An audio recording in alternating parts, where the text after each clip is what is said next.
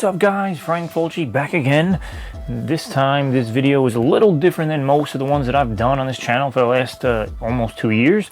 This is not an unboxing, not a collection update, not a haul video. This is every horror movie that I watched in October video. Now, why is October different than any other month? Well, because of Halloween, obviously. Today is November 1st, so the month is officially over. I wanted to get this done as close to October as I could, which is why I did my unboxing video last night. So hopefully you guys watched that. If not, go ahead and watch that one. This video is either going to be very long or very short, depending on how much I actually remember about these movies. If you guys are a follower of my channel, you'll have heard me say many times that my memory is trash.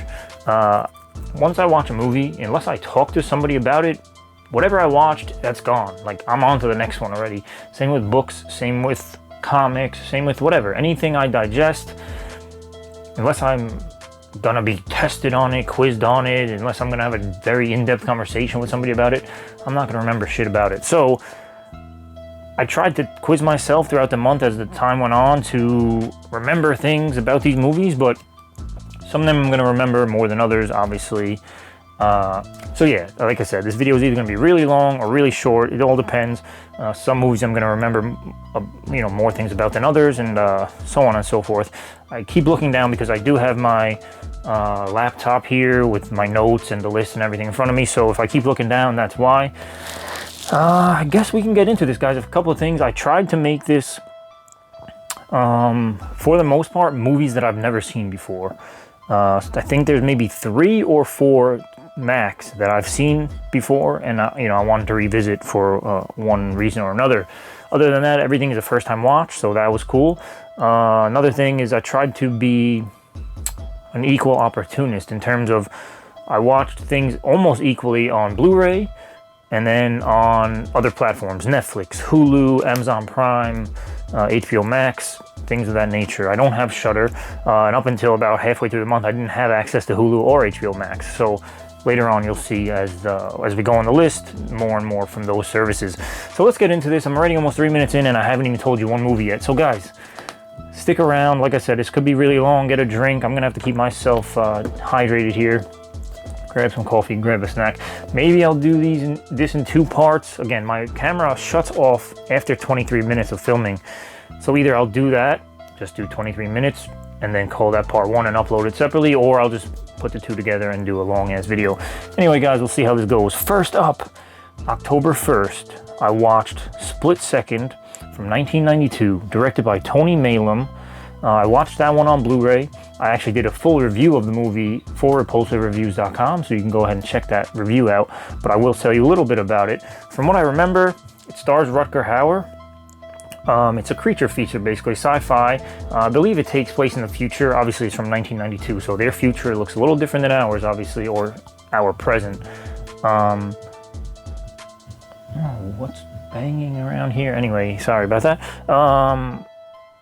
Yeah, so Rutger Hauer's character, he's a police officer, and his partner and best friend was killed mysteriously, disappeared, whatever, years ago, and he's been following this lead, and he doesn't know what it is, whatever. Years go by, and he's got a new partner and this new crime, and this monster is running around, ripping out people's hearts, and yeah, I don't want to spoil too much, so you can go ahead and read my review. Great movie, awesome. I do remember Rutger Hauer's character in this. He's like an asshole. He's like a bully almost, but I can't help but love him in this because you can still tell he's like a good friend, a kind-hearted guy, someone you want on your side.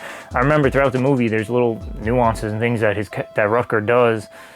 He has this new partner who's basically a babysitter of his to keep him in check. And this guy he's like a little nerdy guy, whatever.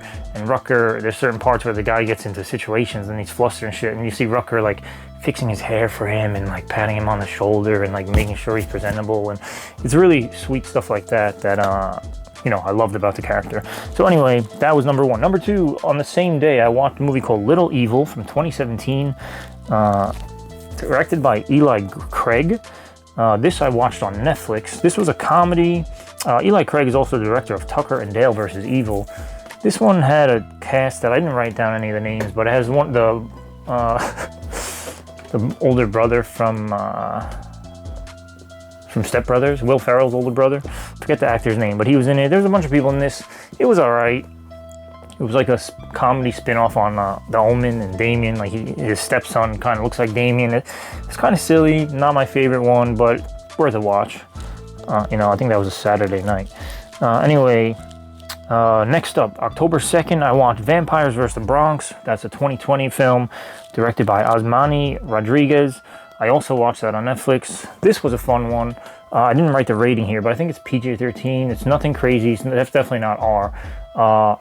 Not too gory or anything like that. Again, it's a more family-friendly. I don't want to say it's a kid's movie because it's definitely not, but it has an Attack the Block type vibe. But yeah, Vampires vs. the Bronx, you pretty much know what it is. A bunch of kids have to save their neighborhood and the bodega that's over there from being shut down. There's rich people coming into town, but the rich people end up being vampires. So yeah, the kids have to stop them and save their neighborhood. So definitely a fun one. Definitely recommend that. Next up, on 10/3, I watched Mimic from 1997, directed by Guillermo del Toro. What can I say? Guillermo is amazing. I love most of his films that I've seen. I did not really like Crimson Peak all that much, but I think I'm in the minority on that one. This is another creature feature sci-fi movie. It's about an entomologist. There was a cockroach infestation in the city, and they developed this new breed of insect to stop this infestation of cockroaches. And they built into this new breed of insect a DNA strand of whatever genetic material that makes them die after their job is done. You know, they die out so that you don't have to worry about another infestation taking over.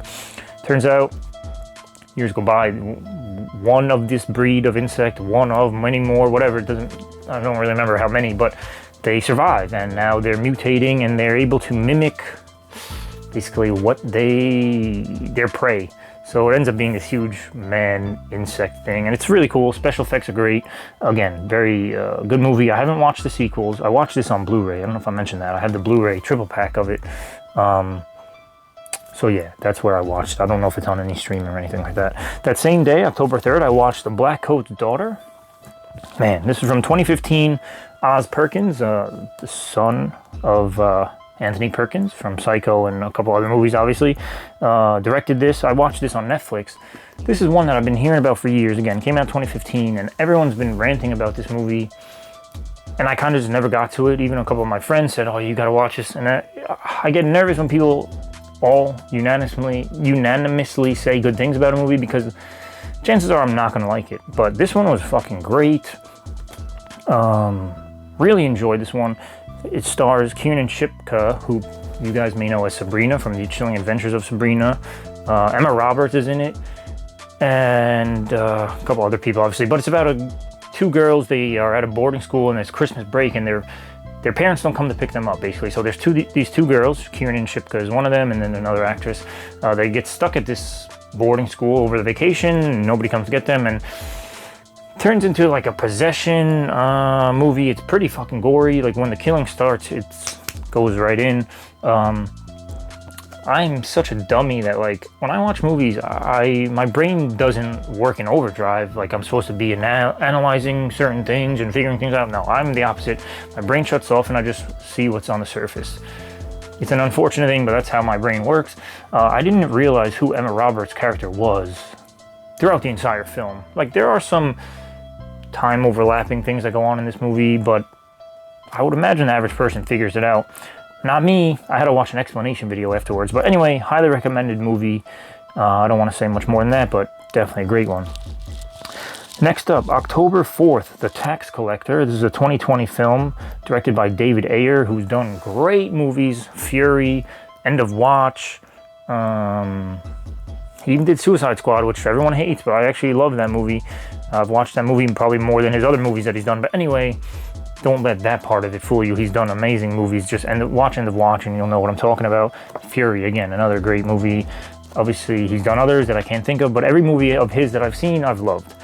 Anyway, this one is not necessarily a 100% horror film, but it is brutal as shit. And the funny thing is, it's about a Mexican cartel, a couple of guys called the tax collectors. They go around collecting the money that is owed to them to give to the higher ups, and they're basically just financial collectors. played by Bobby Soto and Shia LaBeouf. Shia LaBeouf's fucking amazing in this. So is Bobby. Shia LaBeouf's character's name is Creeper, and he's this fucking badass dude. You don't even recognize him at first because he got like a crazier accent. Not crazy, but he's got like a little bit of an accent. He got cauliflower ears. He's this badass dude who go around collecting money from these fucking local gangs. Anyway, there's a old rival that comes into town, and he's got higher up connections into the cartel, and it becomes basically a fucking drug war and gory as shit. People are being fucking heads scraped along the ground. I watched this on 4K. This is the one 4K movie that I actually watched this entire month. I don't have many 4Ks to watch, but I got that in for review. I did a full review, repulsivereviews.com. You guys can check that out. Another great movie. Again, there's a lot of horror elements and it's brutal as shit, so horror fans will like this. Next up, on October 5th, I watched Before Awake by Mike Flanagan from 2016. I watched this on Netflix. This is one of the few, probably the last Mike Flanagan movie that I hadn't seen already. He's done stuff like Hush. Obviously, he's the man behind Haunting of Bly Manor and Hill House. He's done Oculus. He's done a bunch of movies. I love them all. Again, I did not like Absentia. That was his first film. People seem to like that one. I am not a fan at all. I've watched it a couple times and I don't think it's good in any way. Anyway, Before Awake is, again, it's one of his weaker ones, but it was still enjoyable. It's about a kid. I forget the actor's name. I didn't write it down, but he actually is he's one of the kids in Good Boys. I don't know if you guys saw that movie. It's like a comedy. And he's actually, believe it or not, in the music video for Justin Bieber's Lonely. Don't ask me why I know that. But, yeah, so that actor is in this. He plays the kid. He basically has this power, this ability to, when he's sleeping, whatever he's dreaming about kind of comes to life. So there's scenes of like butterflies floating around and it's all beautiful and stuff. But his nightmares come to life too. He's an adopted son. He gets adopted into his family. One of them, the father, the adoptive father is Thomas Jane. I forget the actress's name. But they adopt him. They find out he has this ability, and when the nightmares come, it's pretty terrifying. So it's like a supernatural movie. Again, not my favorite, but still strong enough that I would recommend it. I think Mike Flanagan is a fantastic director. If you haven't seen his other movies or TV shows, definitely check him out. But this is a good one to watch for sure, at least one time. Guys, we're only on the 6th of the month, October 6th. Storage 24. This is a movie from 2012. I watched it on Blu-ray. It's directed by Johannes Roberts. He is the director of 47 Meters Down and its sequel. I think it was called Uncaged or something like that. And he also did Strangers Pray at Night, which I guess is a polarizing thing for people. I loved that movie. I guess certain loyalists to the first one didn't like it. I thought it was great. Totally different than the first Strangers movie, but I guess that turned people off. Anyway, loved that movie. Loved both. I actually pretty much liked both 47 Meters Down movies. Those kind of get shit on too, you know, from various things I've read. But Storage 24 is about a bunch of people who get stuck inside of a storage unit, storage facility. You know, all those lockers and shit, a bunch of units in there. And it's another creature feature. It's like an alien invasion, basically. And they get stuck in there with this huge fucking alien. And it's a good one. Gory. The special effects are awesome. The creature itself looks amazing. This is one I don't hear much about. And again, I don't know if too many people would really love this one, but I thought it was great. It was a fun movie. I don't know if I mentioned I watched this on Blu-ray, and the Blu-ray was put out by Magnet Releasing. Next up, October 7th, Hubie Halloween. This is a 2020 film directed by Stephen Brill. It's on Netflix. That's where I watched it. It's starring the one and only Adam Sandler. And of course, a Sandler movie has to star all of his buddies in it. You know, Kevin James plays a police officer. There's Rob Schneider. There's Steve Buscemi. You know, all the normal Sandler guys. I have not liked a Sandler movie in probably the last 10 years, besides Uncut Gems, but that's not the normal Sandler fare. His comedy, as I've gotten older, has just not been for me.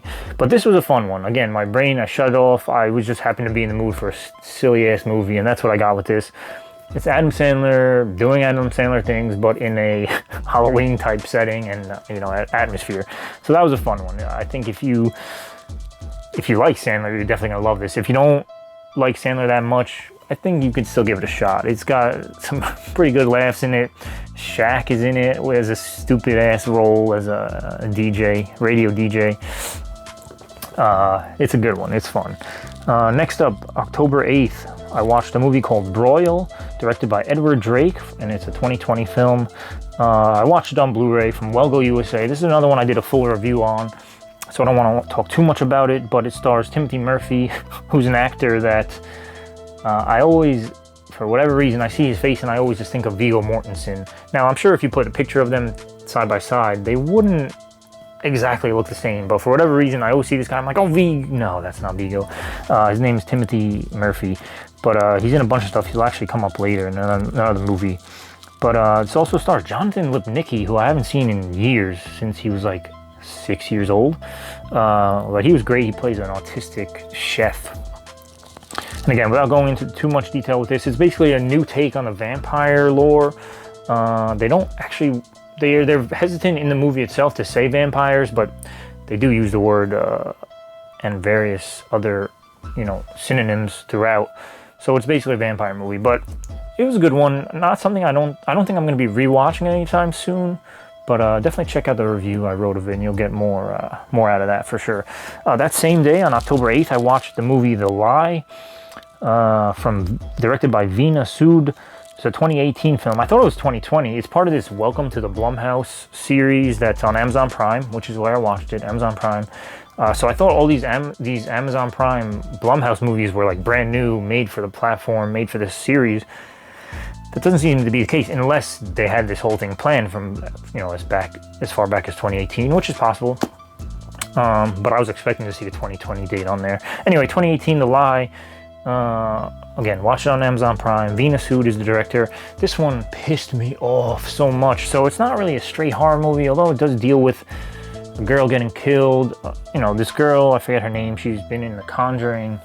She's been in a bunch of stuff. I didn't write down her name, but this actress, she kills her friend by accident. We don't know. The movie's called The Lie, so there's just a bunch of lies after lies. The divorced parent, they come back together to try to protect their daughter from the police and try to cover up this whole crazy thing. What pissed me off about this movie is the twist, which is a good thing. This movie is good. It's definitely worth a watch, but the twist made me so angry that and it comes, last 5 minutes of the movie. It's not like it ruins it, but I was so angry, which again, it just means it was effective. I don't want to spoil too much, but again, I think I can recommend that one. It's a good watch. Again, not really a full horror vibe, but again, it has to do with killing a girl, so it's thriller-ish, even though I hate the word thriller. But next up, October 9th. Let me take a little sip here, guys. Hopefully you're still sticking with me. We're almost at the 20-minute mark already, but not even halfway done with the month. October 9th, I watched a movie called Blood Games from 1990, directed by Tanya Rosenberg. I watched it on Blu-ray, and Vinegar Syndrome actually put this Blu-ray out. This is a rape revenge flick, not entirely in the vein of I Spit on Your Grave and stuff like that, but it's a revenge flick nonetheless. It's called Blood Games, so this all-female team of baseball players, softball. I don't know if it's softball. I don't remember if I saw them going underhand. But anyway, it's like this league. It's like an old man's league that plays. It's not like an official, league team. But they play baseball against these fucking scumbag hicks, whatever you want to call them. And afterwards, they basically they beat the guys in the game. The first 10 minutes or so is like them playing baseball. Beat these guys, but then these guys, like I said, they get drunk at a bar and let's go get them bitches that beat us, and they end up raping a couple of them, and the movie is just back and forth. The girls trying to save themselves and get some revenge on these fucking guys, and it gets pretty bloody. It's definitely one of the better Vinegar Syndrome titles that I've watched recently. You probably, if you watched my unboxing videos, you probably watched me unbox it a few weeks ago, but it's definitely a good one. Definitely one of the better Vinegar Syndrome titles, like I said. On the next day, October 10th, I watched Friday the 13th. Of course, we know that's Sean S. Cunningham from 1980. I watched it on Blu-ray from the new Scream Factory, the huge-ass box set that everyone's complaining about. I've already talked enough about that, so I don't really need to, but we all know Friday the 13th, classic. New 4K transfer, it looks amazing. Yeah, don't need to say much about that. I did want to like dive into more of the Friday the 13th films from that set, but again, I wanted this month to be all, or for the most part, you know, first-time watches. So obviously that wasn't a first-time watch, but there's no more sequels in this list. Anyway, also that day, October 10th, I watched You Were Never Really Here, directed by Lynn Ramsey. It's from 2017, and I watched this on Amazon Prime. Lynn Ramsey is also the director of a couple other films. We Need to Talk About Kevin, which you'll hear about in a couple of minutes here. This one stars Joaquin Phoenix. He's basically an ex-military and I think ex-FBI, because there's small glimpses in the movie, very short glimpses of like shit that he's seen, fucked up stuff that he's lived through basically. And he now in his life, you know, at this point, present day, is very good at hurting people basically. He gets hired privately by various people to recover kidnapped children. That's basically his specialty. So, and he's not clean about it. He'll leave a fucking bloody mess. But anyway, he gets hired by a politician to go find his daughter, and what ensues is pretty crazy. Again, it's not really a horror movie, but it's brutal. It definitely covers subject matter that's not horror. So that's why it's on this list here. But this one, again, this was a great film from start to finish. Joaquin Phoenix is fantastic, as he is in most of his roles. I was just let down by the ending. This is a movie that, okay, usually in movies, even if they're good, I pick up my phone a couple times. Oh, let me go check Instagram, whatever. I get distracted easily. With this, didn't even want to look. I had no urge to pick up my phone, which was right next to me the whole time. I watched the whole thing, start to finish.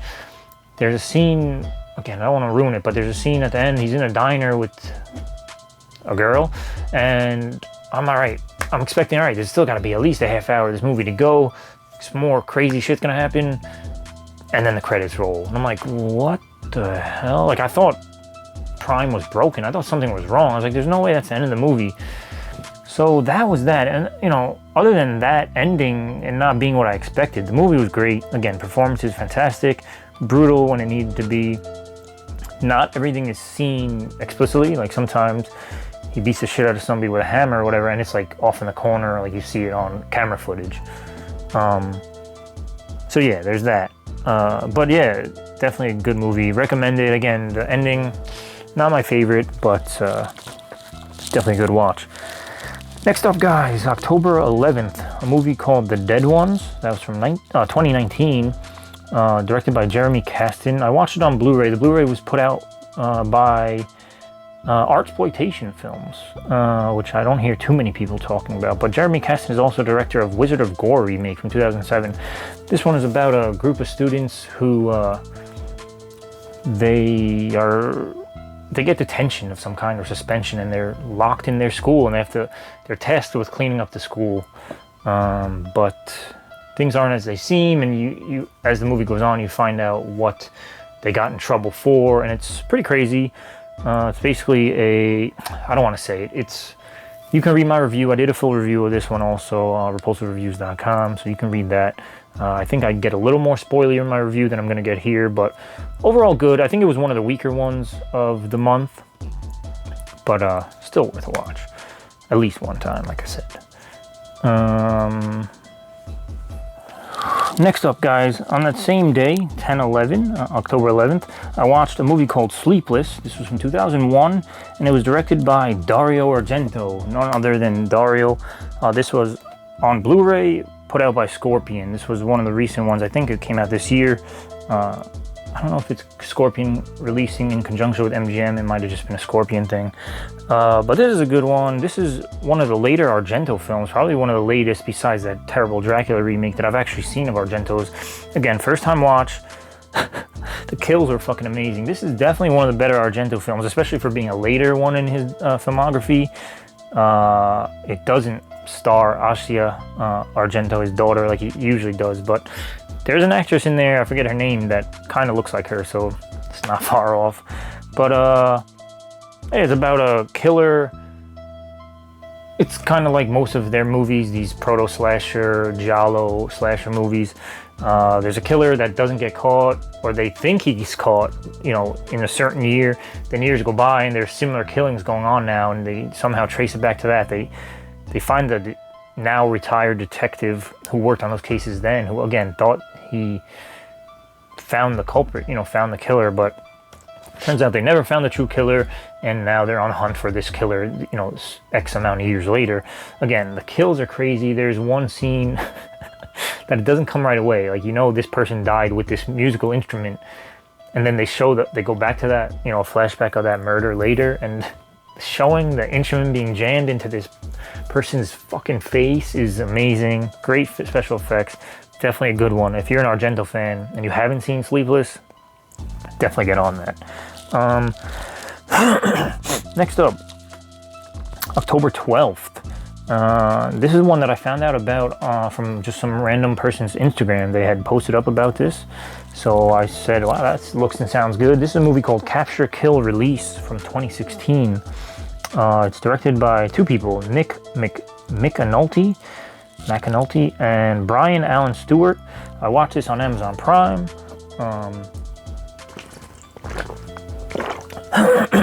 This is actually not one that was included with the Prime subscription. Excuse me. It cost a little bit of money to watch, but it was included if you subscribe to the Full Moon channel on Prime. So I started a 7-day trial. Watched this movie and then canceled that trial anyway, but so it was free for the time being. Anyway, this was a found footage film about a married couple, who decide they just want to kill somebody. I don't know if they get off on it, whatever. The wife is really into it. The husband seems like he's really into it, and they just want to kill this person. So they set up a bunch of rules, and you know, it shouldn't be a kid. It shouldn't be somebody too old. The husband doesn't want to kill a guy because then he's gonna be. If they get caught, they're gonna. Oh no, he doesn't want it to be a female because if they get caught, he doesn't want there to be rumors of, oh, they raped her. This silly stuff, you know, in hindsight when you say it out loud. But as the movie goes on, you realize that one of them is not into it as much as the other one, and it kind of, you know, causes a divide between them. But overall, good movie, pretty brutal in certain scenes. As far as found footage goes, it was a good one. I hadn't seen a lesser known found footage film in a while that I actually enjoyed quite a bit. So this was a good one to watch. Again, most of these movies, I haven't really said anything negative about them so far. This month was actually really good, which I'm never going to get another month like this again. So far, the weakest one was probably The Dead Ones, which I did the review on. Like I said, I watched, you know, the day prior, and it was still pretty good. So, next up is, this is another one I had seen. This is October 13th. Manhunter from 1986, directed by Michael Mann. I watched this on the Scream Factory Blu-ray edition, starring Tom Noonan, starring Brian Cox as Hannibal Lecter. This is the one Hannibal Lecter related movie that doesn't star Anthony Hopkins. This was a good one. I have a soft spot for this one because I love the Red Dragon book so much. I love the Red Dragon movie. I've seen that a bunch of times, so I wanted to revisit the Manhunter version of this. Again, I know a lot of people don't really like this one. I love it. I love Red Dragon, like I said. It's funny to revisit this one to see Tom Noonan's performance as Francis Dollarhide, Mr. D, as the Tooth Fairy, the Red Dragon, whatever you want to call him. His performance is pretty lackluster, pretty mundane, like pretty calm compared to somebody like Richard Armitage, who did that role in the Hannibal series, which I don't want to get too into, but I fucking hated Hannibal, the television show. I've recently watched all 3 seasons and I thought it was fucking not good at all.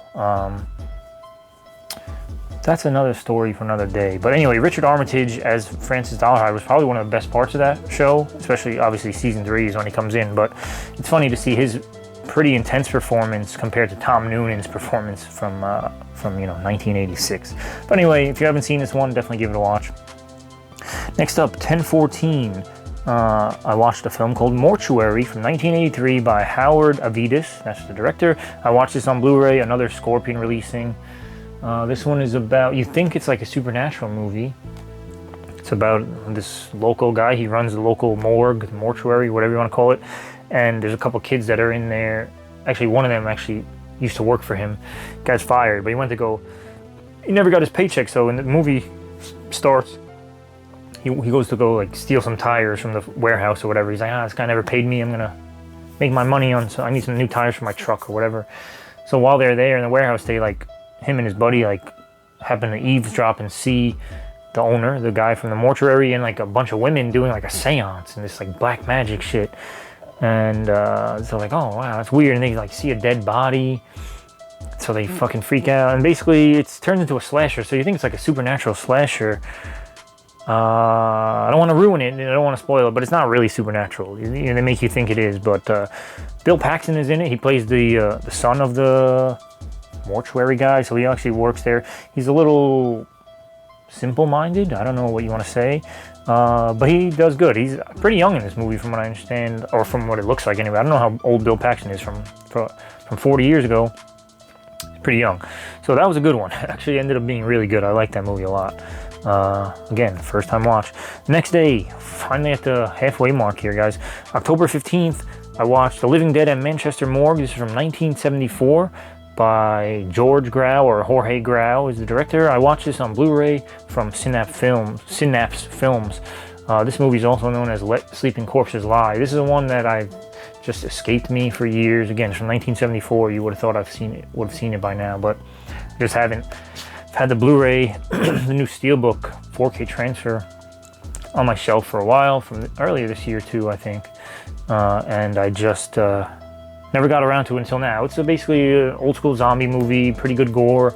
It's about this new agricultural tool machine that's using pesticides to, help the crops grow, kill the the insects on it. But these pesticides and whatever else is mixing with these pesticides, radiation maybe, is causing the dead to come back to life. So pretty common-esque story for a zombie movie, but pretty good again. Good gore. This one was kind of slower. I don't even think it's really that long. I think it's your average 90-minute film, right around that mark. But it's just kind of dragged in certain points. But again, that's just how I feel about a lot of those old-timey movies. 1974, it's quite a long time ago. But again, definitely worth a watch. Seems to be a cult classic to most people. So next up, guys, 10/16. I watched a movie called Ladrones de Tumbas, aka Grave Robbers. This is from 1989, directed by Ruben Galindo Jr. This was on Blu-ray, another one from Vinegar Syndrome. This was a good one. Talk about supernatural slasher movies or revenge movies. This was a good one. Starts off 17th century. This guy is sacrificing this virgin. He's trying to impregnate her with the son of Satan. He gets caught. He gets killed by these crusaders.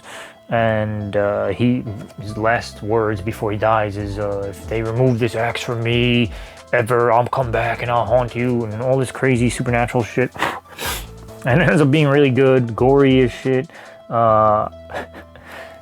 Fast forward, I don't know, 100 years, or not 100 years, a couple of centuries, obviously that was 17th century, a couple of centuries, and these kids, they want to make some money, they want to go grave robbing, and they want to find jewels and shit, so they dig up a grave, there's nothing there, they fall down into like a crazier tunnel system, tombs and shit, and that's where they find this axe. This looks awesome, and they obviously awaken the guy, and carnage ensues, obviously, but definitely a good watch. It's a Spanish film. Vinegar Syndrome also, I just did a unboxing from last night, and the movie's over there, but Cemetery of Terror is another one directed by Ruben Galindo Jr., so I'm excited for that one. He also did a movie called Don't Panic, which I haven't seen, but okay, so that was on the 16th. On the 17th, I watched 3 movies. I was hanging out with a friend of mine that I haven't seen in a while, so we watched 3 movies that day. It was a Saturday. I was able to cram some in. Now, this was the first day I had access to Hulu and HBO Max because she was a subscriber to these services. So first up on that day, Books of Blood from 2020, directed by Brannon Braga. This was on Hulu. This was a great fucking movie. Anthology film based off of Clive Barker's Books of Blood. I've never read any of those books. I borrowed a copy years and years ago from a buddy of mine, and I never actually read anything in it, so I just gave it back to him months later without reading it. But anyway, awesome stories, intertwined. It's three stories intertwined, and they've done really well the way they connect them together. Great acting, a mix of things, supernatural and kind of slashery, and it's awesome. Definitely watch that one. I heard about a lot of good things about it recently, and I was gonna put it off, but I said, man, we were running through all the services. We're like, what else? There's not really too many good things to pick from, so that was the one, and I'm glad we watched it. A little on the longer side. I think it's closer to 2 hours, but definitely worth your time. Also that day we watched Ready or Not. Now this is one I've seen multiple times already, from 2019, directed by Matt Bettinelli-Olpin and Tyler Gillett. We watched this on HBO Max. This is a fucking fantastic movie. Samara Weaving, a bunch of other people you guys probably know.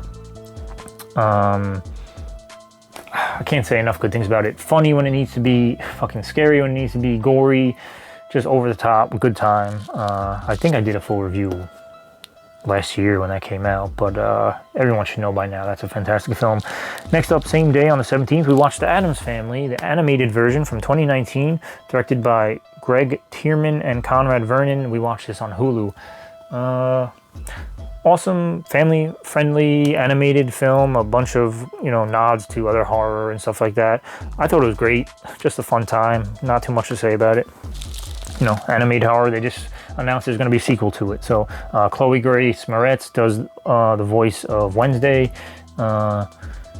Gomez is voiced by what's his name, Oscar Isaac, is that his name, from Star Wars, you know, this new Star Wars trilogy. A bunch of people, I think Charlize Theron does Morticia's voice, if I'm not mistaken. But so great cast and things like that. Next up, on October 18th, I watched a movie called Scare Package from 2020. There's 8 directors total, so I didn't write them all here. I watched that on Blu-ray, but it's also on Shudder. The Blu-ray is put out by RLJE. I did a review of this, but it's an anthology film about VHS store. If you guys are familiar with the YouTube channel 3B Video, Roger always says this is basically a movie about them. These guys own an old school video rental place, and they pick, you know, movies off the shelf basically, and their anthology entries are basically having to do with the movies that they're talking about and stuff like that throughout the video store. So good time, fun, campy, cheesy, crazy, gory. There's sci-fi parts mixed in, there's creature feature, there's slasher, there's all sorts of things. Stars Dustin Runnels, Dustin Rhodes, Goldust, whatever you want to call him if you're a wrestling fan. What time is it, guys?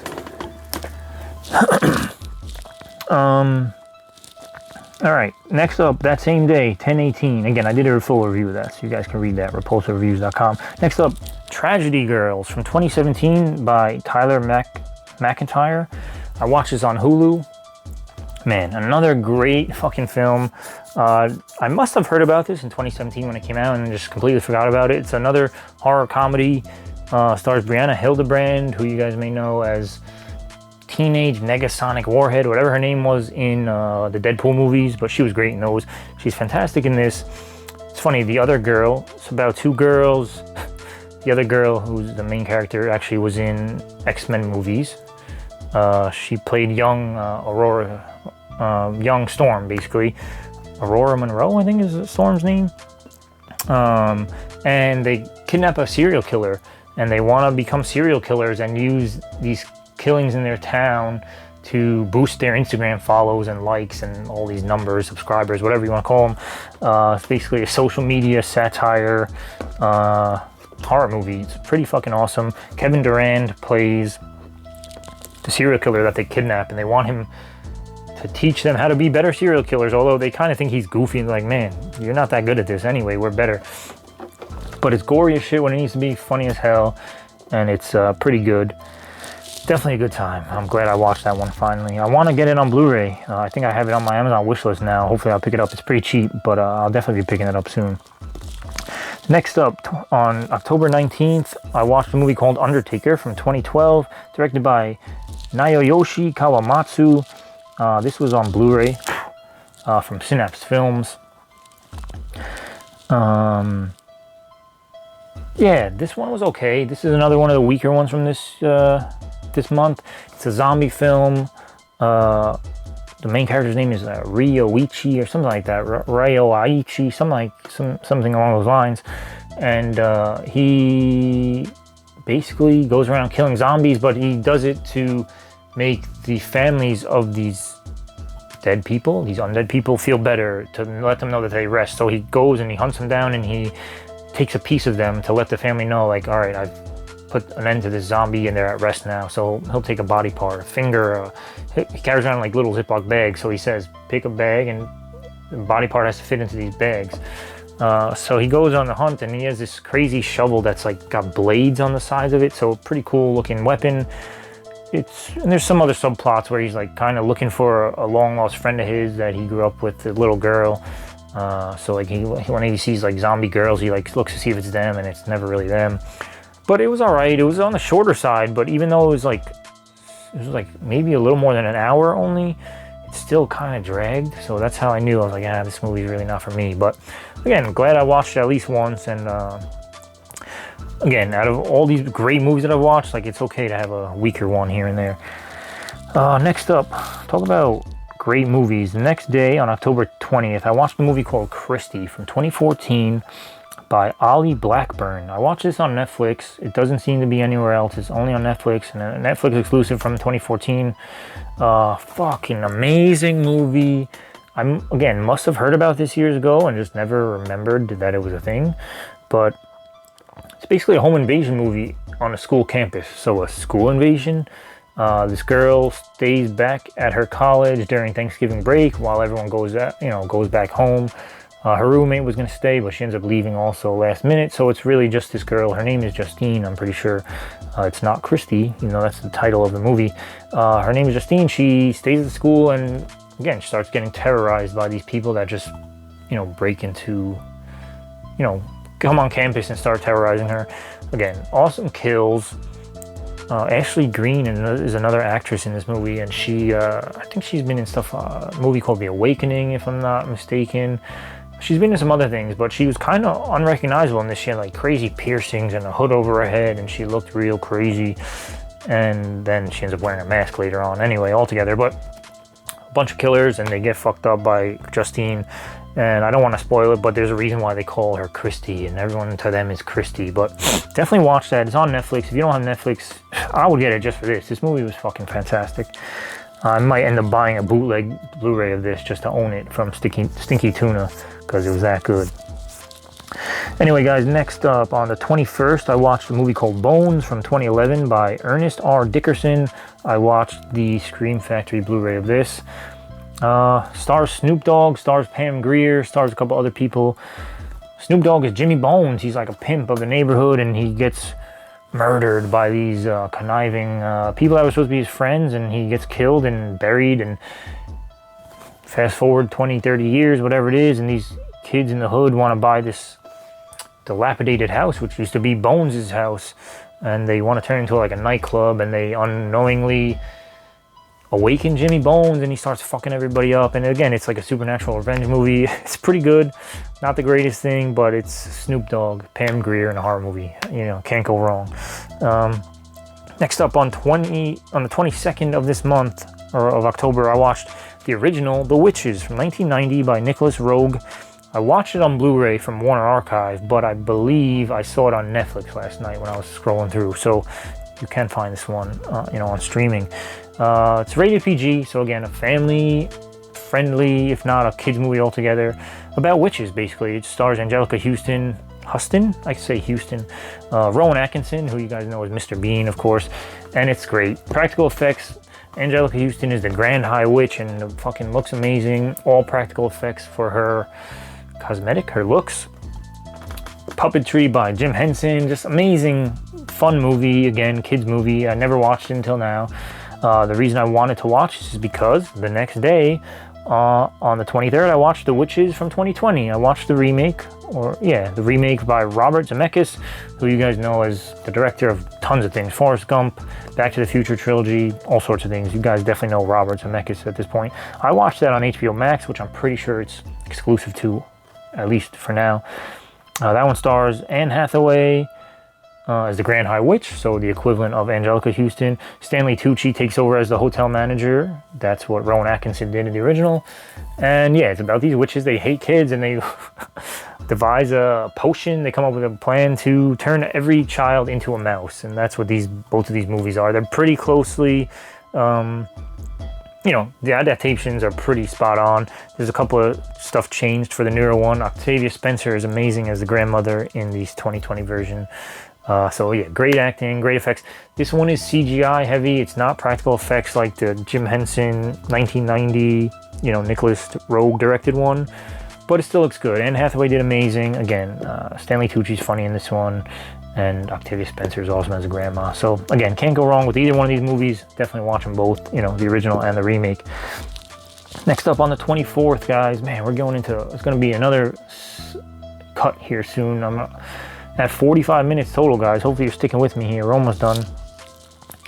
I actually remember a lot more about these movies than I gave myself credit for, so hopefully you stick around and you like to hear about them.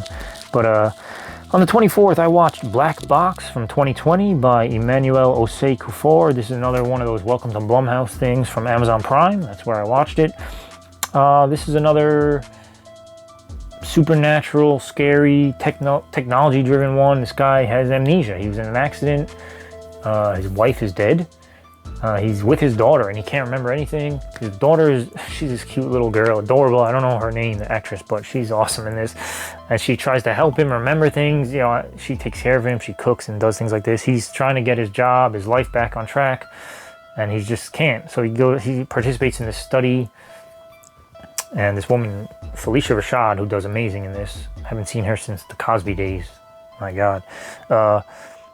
She's this scientist, doctor, whatever, and she came up with this thing called the black box, and it helps people get repressed memories. But when he's in this black box, basically, long story shorter, he sees this creature in this mangled up thing, and it keeps coming after him, and it eventually comes into his real life. And the twist is cool, the story is cool, and it definitely ended up being good. I remember watching it and thinking like, this might not be for me, but by the end I was like, nah, that was a good movie. So definitely better. I think that one was better than The Lie from earlier in the month for sure, but still both worth the watch. Next up, guys, on that same day, on the 24th, I watched a movie called House of the Witch. This was from 2017 by Alex Merkin. This I watched on Netflix, and I was kind of still in a witchy mood from the couple of days prior, and I saw it when I was flipping to Netflix. Again, didn't give it much thought. I was like, let me throw this one on. This is one of the weaker ones for sure. Had potential. There's awesome practical effects throughout by K&B, or not K&B, excuse me, not K&B, but Robert Kurtzman, who's part of K&B, the effects team that have done basically everything. Greg Nicotero is also part of that. They do stuff for Walking Dead, Creepshow. I mean, tons of fucking movies they learned from Tom Savini back in the day. Anyway, great special effects artists. So they do practical effects in this witch movie. It's about kids. Pretty sure it's Halloween night, or yeah, it's Halloween or Thanksgiving break, or one of these breaks where kids are coming back from school. So they want to go out and cause mischief, and they go to this haunted house, and it ends up being the house of a witch. And yeah, the witch fucks them up. Long story short, I don't want to get too into this. It wasn't good. Again, had potential to be awesome, and the special effects were cool, but there was also CGI that wasn't so cool. So this one you guys can skip. Don't worry about this one. The next day, the 25th, I watched The World is Full of Secrets from 2018 by Graham Swan. This was on Blu-ray from Kino Lorber. Man, I wanted to like this one. I thought it was going to be an anthology movie. It's about an older woman as a narrator, and she's telling a story of when her and her girlfriends got together one night for a slumber party when they were kids. And they tell ghost stories, and they do things that young girls do. They paint each other's nails, pierce their ears, but they tell ghost stories to get some fun for the night. No parents are around, it's just the girls. And the girls are telling these stories, and I thought that's where the anthology part would come in. I thought it was going to be, they tell their stories, but we watch the stories. When they're telling stories, you're literally just up close to their face, and they're telling a story in the camera like this, and you're just listening to their story. And some of them are crazy stories, but they're stories that young girls are telling, so they're, how fucked up can they be? One was from like the Roman times. Another story was about some witches and shit. I don't even know. It was not that good. The movie ends with some real life horror actually happened to these girls. So they're telling these fictitious stories, and then it leads to like real non-fiction. Like they end up getting fucked up, but you don't see it, you don't know it. They don't tell any details. It's just the narrator says, and if you know by now, you read the newspaper clippings, and it was a horrendous scene, and that's it. So not that great.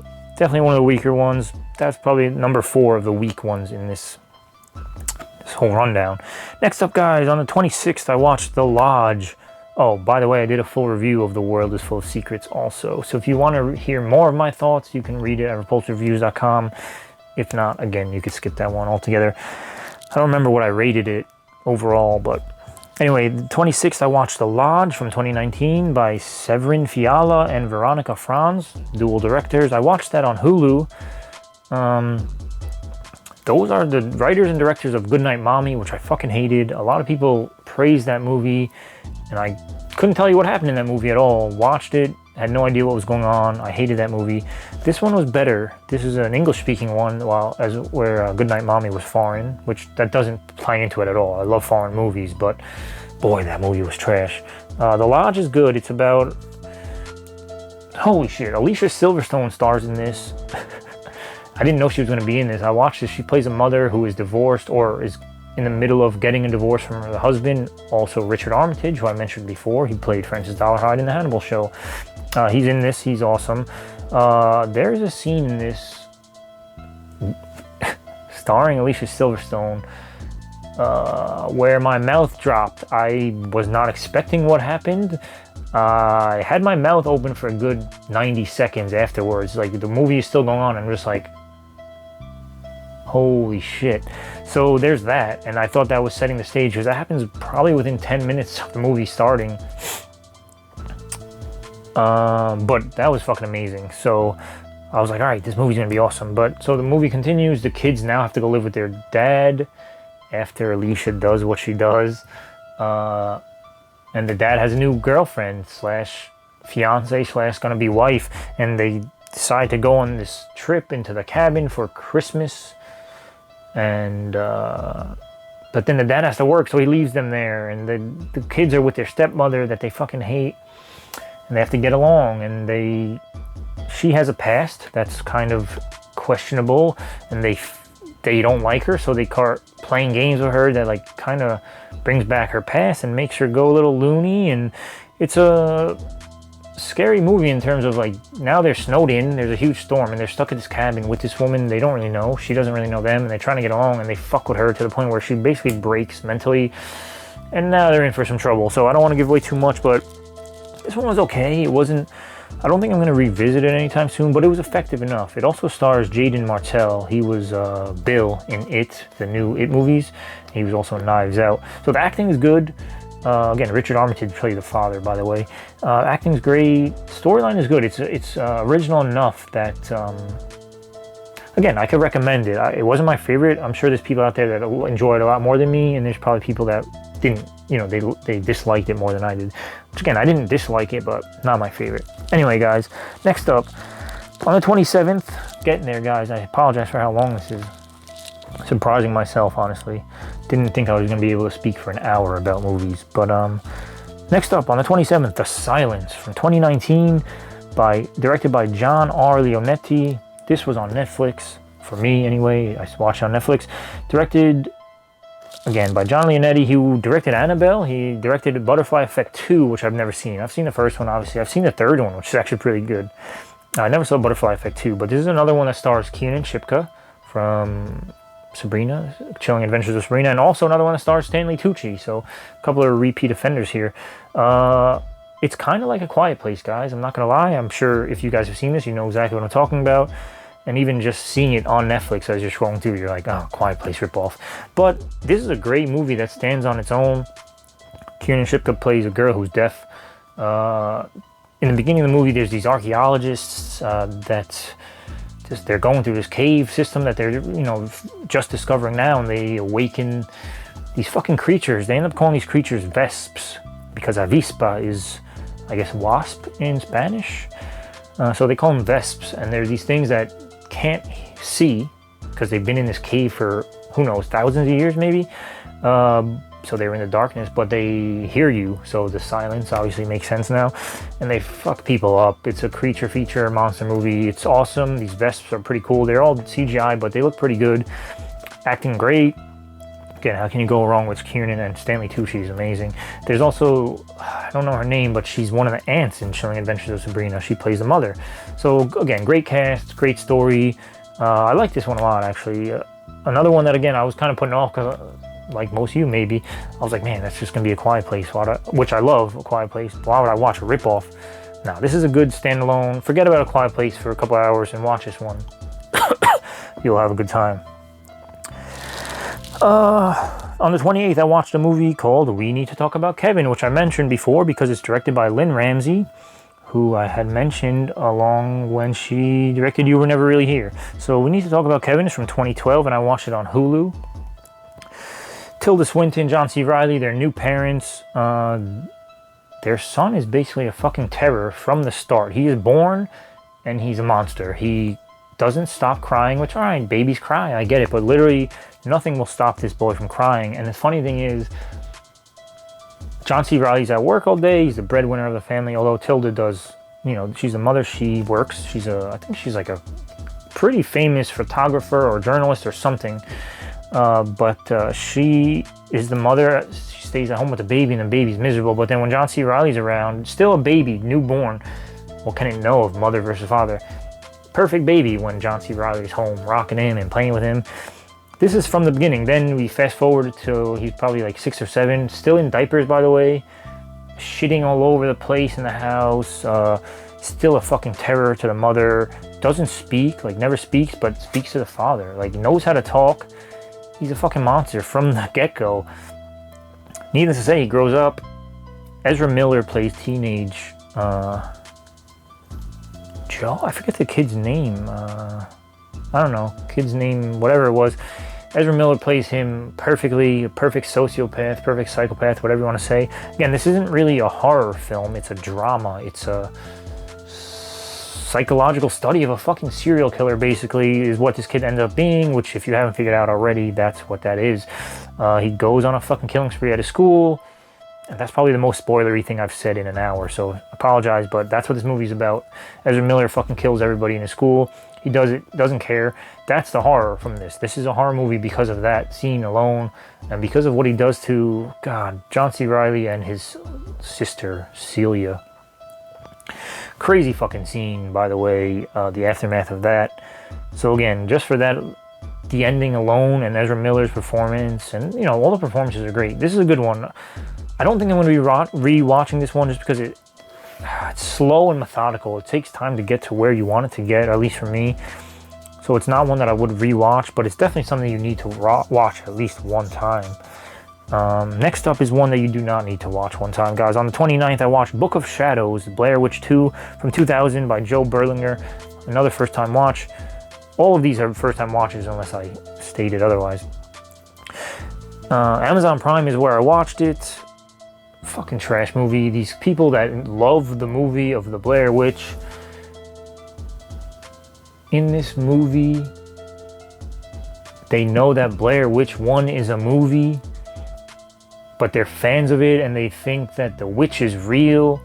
So this tour group, this group of people go on tour in Burkittsville, which is the town from the first one. And locals hate them. Oh, these tourists came to ruin our town because of this damn movie.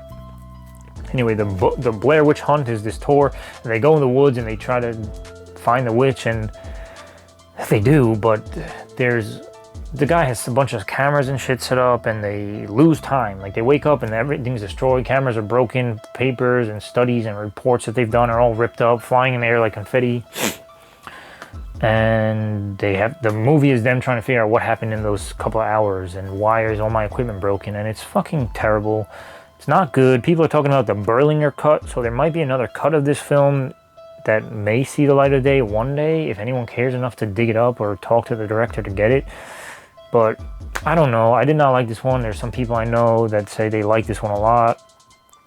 I'll have to talk to them in more detail and see what they liked about it, but nowhere near as good as the first one, or even the sequel that came out a couple years ago by Adam Wingard, which wasn't the greatest either, but definitely better than this one.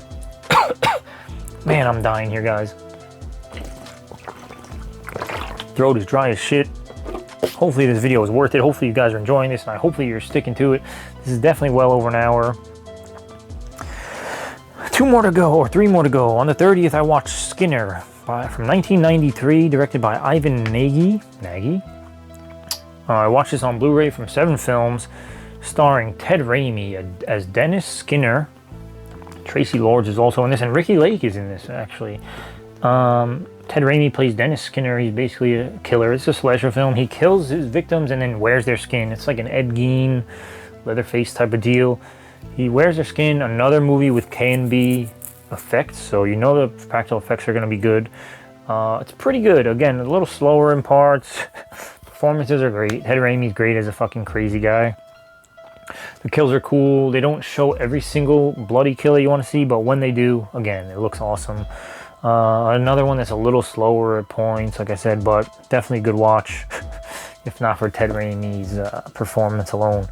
On the 31st, on Halloween, I watched Nobody Sleeps in the Woods Tonight from 2020.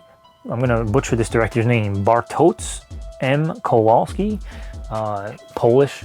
I'm assuming it's Polish because it's a Polish movie and they speak Polish. It's not, it's a foreign film. I watched this on Netflix. I don't know if I said that already. This is a fucking fantastic movie. Another one. I knew I was going to end on a high note, or at least I was hoping. Another one I'll probably try to buy a bootleg Blu-ray of or something just so I can own it. But it's a slasher film, a backwoods slasher film, where these kids are so reliant on their technology, on social media, on their YouTube channels, on all this shit, that their parents send them away to camp. No technology for a week. Get away from this shit. It's ruining your brain and your life, basically.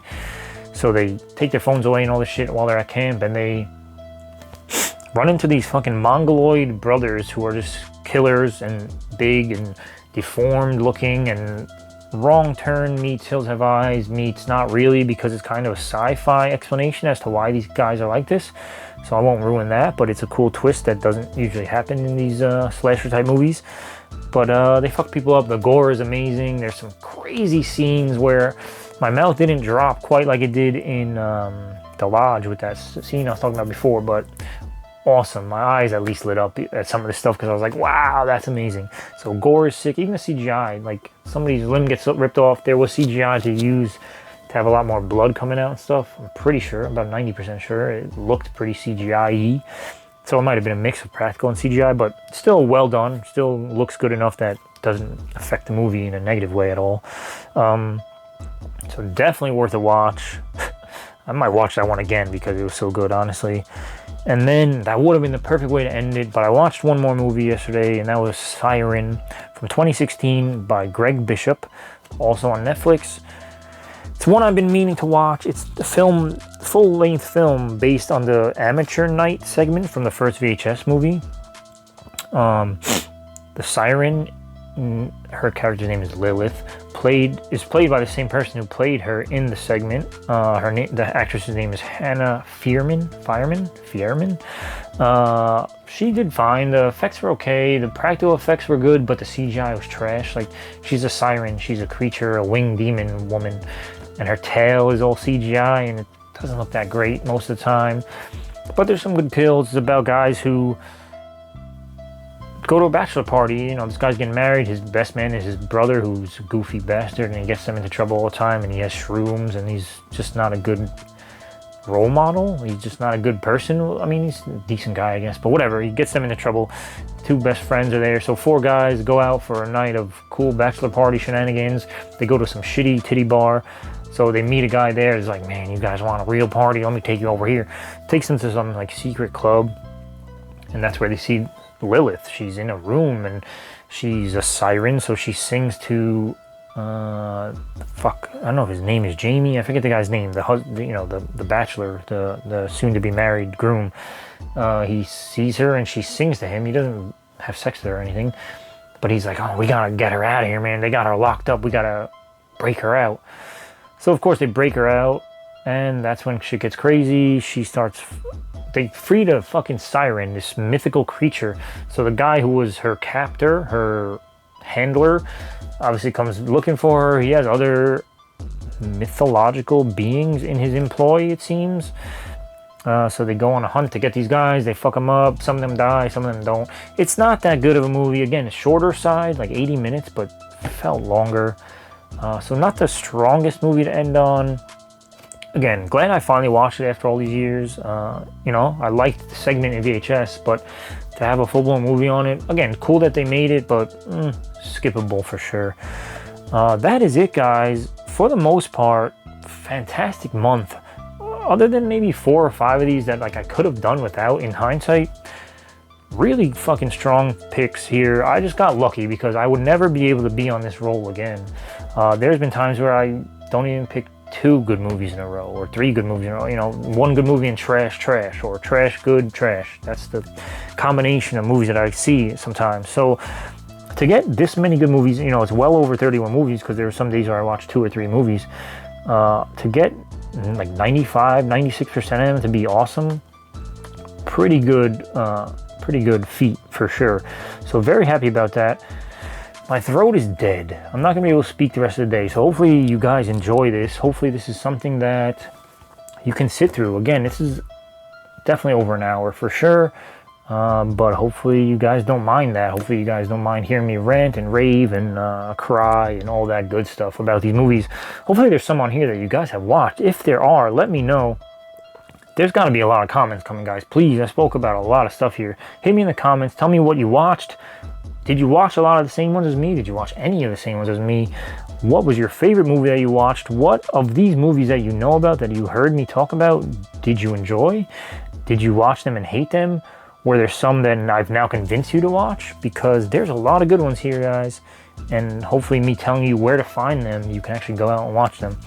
So please hit me in the comments below. I love to hear from you guys. You know I answer everybody's comments. Hit me with a thumbs up. Subscribe if you like what you saw. And if you haven't already, we're right at the cusp of 550. I know I say this a lot. 547 subs I think I'm at right now at the time of filming. So we're right there, guys. And after 550, straight to the moon, baby. Going for 1,000. So let's, obviously not. It's probably, the next goal will be 575. But anyway, let's keep going, guys. Hit me in the comments. Like I said, give me a thumbs up, like I said. Subscribe, like I said. Amazon wish list is down below if you feel generous. Of course, you don't have to, because you know I spend millions of dollars on myself weekly. But I also have an Etsy shop that although I haven't updated, there's some cool designs in there that also helps support the channel and cool things like that. And like I said, if you don't want to spend money, I get it, and you don't have to. And I'm not pressuring anyone, obviously, but any support helps. Love you guys. Hope everyone's doing well. And I hope to hear from you guys soon. So until next time, peace out. Be good.